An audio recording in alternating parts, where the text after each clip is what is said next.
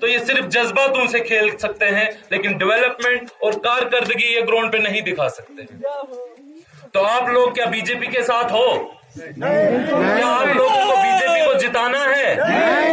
तो अब मैं, अगर आप लोगों को बीजेपी नहीं जिताना तो मेरे लिए आसान हो गया कि मैं बकेश उसने आज 22 से भगवान वही तो बकेश उसने 22 से, इसलिए तोय दिशु वन तोय केशु आज मां मस्जिद रोज।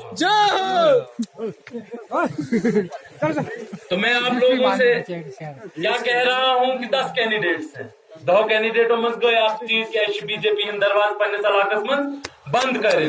वो किस तरह होगा?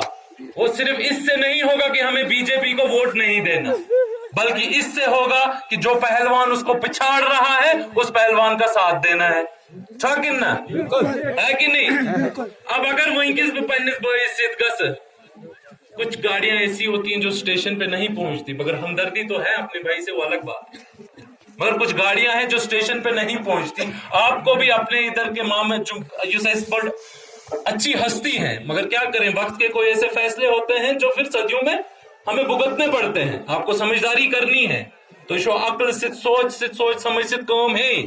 और यहाँ के नौजवान, जहां तक मैंने देखा है, बहुत ही बागयूर हैं। नौजवानों की मैं एक छोटा सा वाकया 1 मिनट का आपको सुनाता चलूं कि क्यों नौजवानों पे ही हर कौम का दारो मदार होता है। कहते हैं कि अगर किसी कौम को बर्बाद करना हो या अगर किसी मुल्क को बर्बाद करना हो, एटम बम और बड़े बड़े गोलू से नहीं, उसकी नौजवान नस्ल को बर्बाद कर दो। किस तरह बर्बाद होती है नौजवान नस्ल? शराब, चरस, गलत कामों में, जिन नौजवानों में खिदमत खल्क का जोम खत्म हो जाता है, वो कौम खत्म हो जाती है। उमर रजी अल्लाह ताला अन्हु का एक वाक़ा याद आया। एक कमरे में थे तो अपने साथियों से पूछा कि अगर आप लोगों को अल्लाह तबारक व तआला पूछे कि क्या चाहिए, तो आप अपने उस विश का, उस ख्वाहिश का इजहार करो, क्या चाहिए। एक साथी खड़े उठे और उन्होंने कहा कि मैं ये चाहता हूं, ये कमरा भर के मुझे सोना मिले और मैं खिदमत खल्क में इस्तेमाल करूं, लोगों की मदद में, लोगों की खिदमत में इस्तेमाल करूं। दूसरे साथी उठे, उन्होंने कहा नहीं, मैं ये कमरा हीरों से भरकर चाहता हूं और वो हीरे भरकर लोगों में, गरीब आवाम में, खिदमत खल्क में लगाऊं। दुनिया में कौम में आगे बढ़ेगा, न कि शराब पे वोट देने पे, न कि नोट की गड्डी पे टिक कर वोट देने पे, न कि भाईचारा। इस वक्त में भाईचारा नहीं देखता, इस वक्त में मुस्लिम और हिंदू नहीं देखता। कुरान हकीम उसको हिकमत वाली किताब कहते हैं। तो हमारी हिकमत क्या कहती है? हमारी हिकमत हिंदू मुसलमान नहीं देखती। हाँ, इस्लाम का दुश्मन दीन का दुश्मन है, लेकिन वो गैर मुस्लिम नहीं होता। सबसे पहला दीन का दुश्मन तो दीन की सफों में मुनाफिक होता है। आसन छोड़ के ना आसन छोड़, हमें उस मुनाफिक को पहचानना है। क्यों? सुलह हदीबिया, यहाँ पे मुफ्ती साहब भी है, क्या सुलह हदीबिया हमने जो एग्रीमेंट मोहम्मद सल्लल्लाहु अलैहि वसल्लम ने किया था, वो गैर मुसलमानों के साथ नहीं किया था? मकसद क्या था? अमन और इंसाफ के लिए किया था। जाइए उस एग्रीमेंट के 10 पॉइंट पढ़िए, कैसे खतरनाक वो पॉइंट थे। तब भी मोहम्मद सल्लल्लाहु अलैहि वसल्लम ने मान लिया था। क्यों?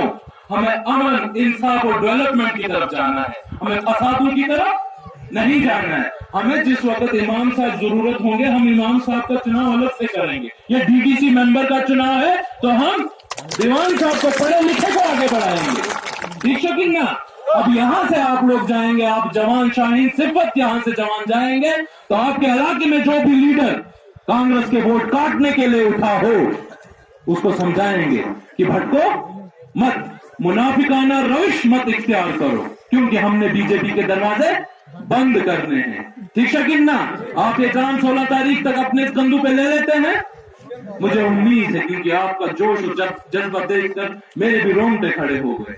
तो 16 तारीख को जो वोट है, 16 तारीख को जनाब दीवान चंद जी को नंबर 2 पे हाथ पे बीच में, हाथ के बीच में मोहर लगाकर स्लिप, खड़ी स्लिप फोल्ड करनी है। ऐसे फोल्ड नहीं करनी ताकि वो वोट जो स्टैंप का निशान है वो आसपास लगे। ठीक है कि ना? हेयरबोन गैस में लगून की सुरेश पत्र रिजेक्ट। इसी के साथ मैं अपने अल्फाज खत्म करता हूँ। शुक्रिया, वस्सलाम।